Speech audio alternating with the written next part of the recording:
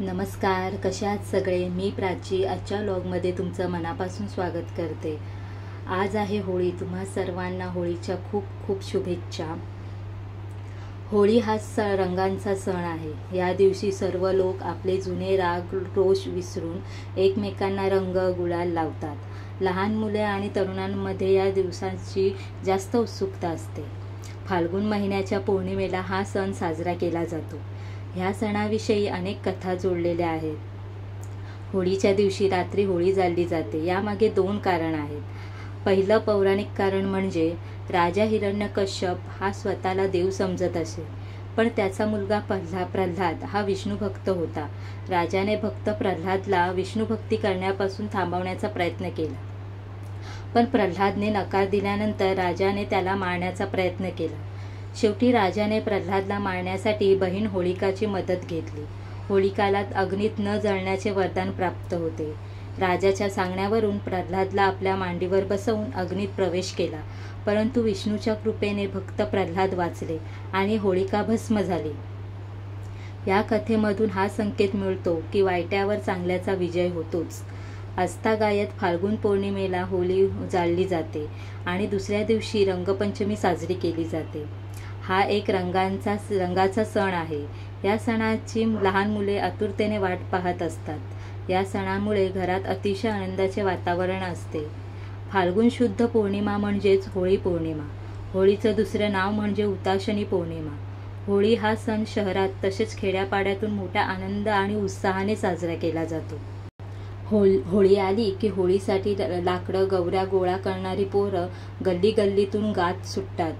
होळी रे होळी पुरणाची पोळी, किंवा होळीला गवऱ्या पाच पाच डोक्यावर नाच नाच। लाकडं गवऱ्या गोळा केली जातात। मग घरच्या अंगणात किंवा चौकात एक मोठी एरंडाची फांदी उभी करतात।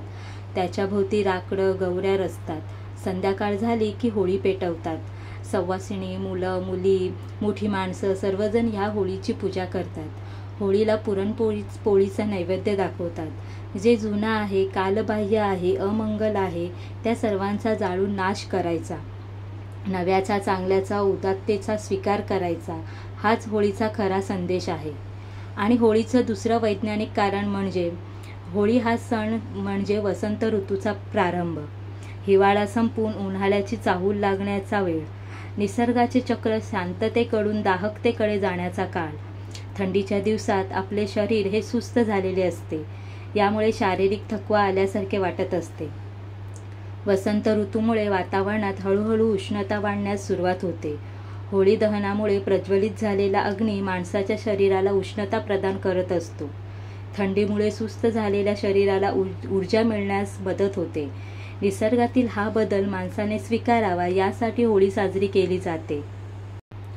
होळी हा वाईटावर चांगल्याचा विजय आणि भगवान श्रीकृष्ण आणि राधा यांनी सामायिक केलेल्या स्वर्गीय प्रेमाचा उत्सव आहे। वसंत ऋतूचे आगमन आणि हिवाळ्याच्या समाप्तीचा सन्मान करण्यासाठी हा उत्सव म्हणून देखील साजरा केला जातो।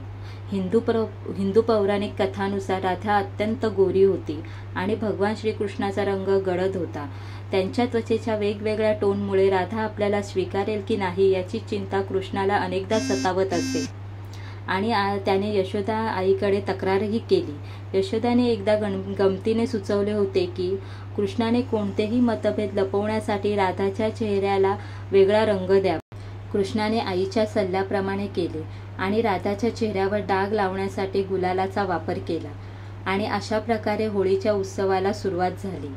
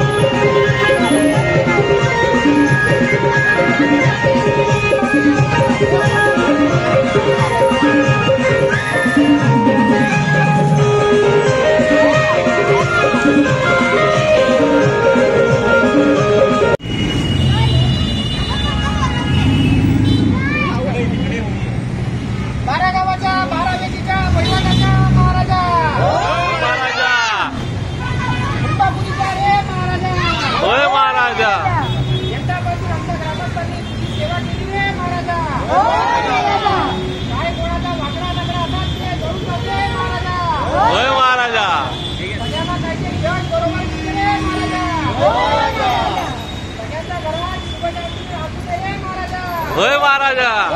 होय महाराजा.